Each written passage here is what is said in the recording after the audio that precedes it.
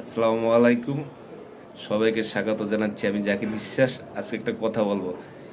এই গাড়ির ব্যবসা যারা করে, যারা মালিক কিংবা যারা রোডে গাড়ি চালায়, অনেকে অনেক কষ্ট করে, অনেক টাকা পয়সা ঋণগ্রস্ত হয়ে রোডে গাড়ি আহ, নামায়।